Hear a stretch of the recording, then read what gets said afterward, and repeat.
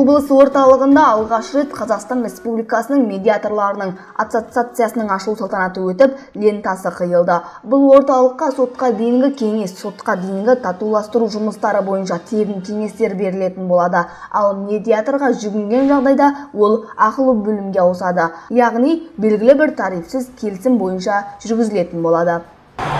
Бүгінде Түркістан облысы бойынша құқықтық және медиацияны дамыту орталығы менен Дана құқық және медиация орталығы қоғамдық бірлестігі екеуі бірігіп, бүгінде Қазақстан кәсіби медиаторларының ассоциациясын құрып отырмыз. Оның мақсаты ең алдымен тұрғындардың құқықтық сауаттың деңгейін көтеру, одан кейін өңірде медиация институтын дамыту болып табылады.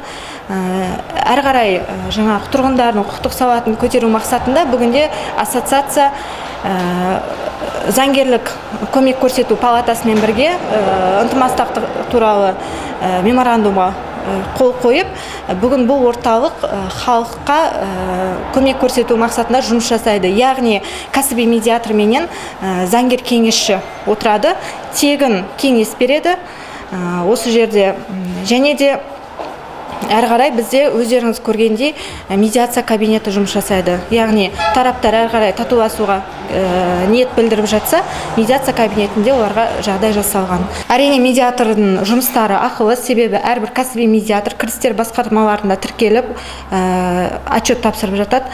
Сондай-ақ бұл жерде тағы да сұрақ туындайды, медиатордың ақысы қанша деген.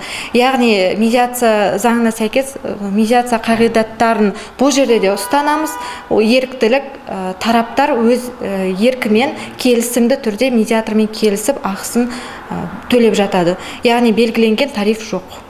Ашылып отырған орталық аптаның барлық күні жұмыс жасайды. Дүйсенбіден сенбіге дейін таңғы 10:00-ден кешкі 19:00-ге дейін тынымсыз көмек көрсететін орталық жексенбі күні де жұмыс жасамақ.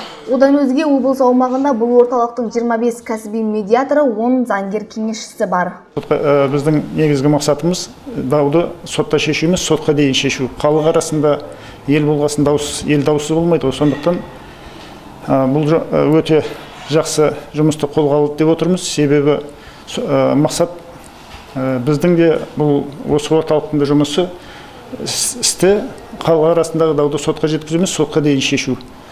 Егер де сотқа жетіп жатқан болатын болса, сотта да біздің негізгі басты мақсатымыз істі бітіммен аяқтау. Бұл бізге өте жақсы көп көмегін тигізеді деп ойлаймыз. Сондықтан халық арасындағы дау азаяды.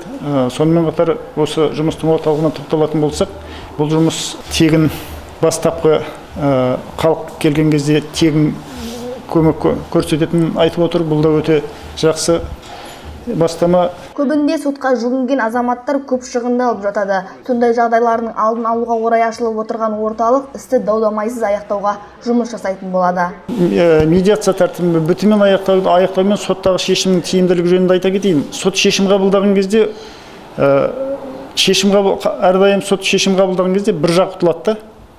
Бір жақ ұтылады.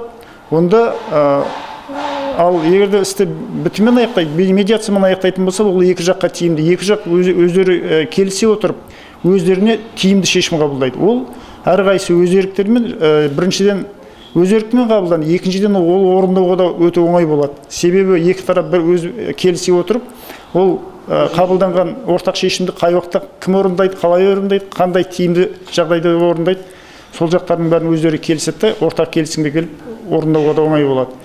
Ең басты мақсат арада қарым-қатынас сақталады. Ешқандай шығын болмайды. Облыс орталығында алғаш ашылып отырған бұл мекеме ауқымын кеңейтуді де жоспарлауда. Көркем Бердібайқызы, Сұлтан Болатұлы, Тұран, Түркістан.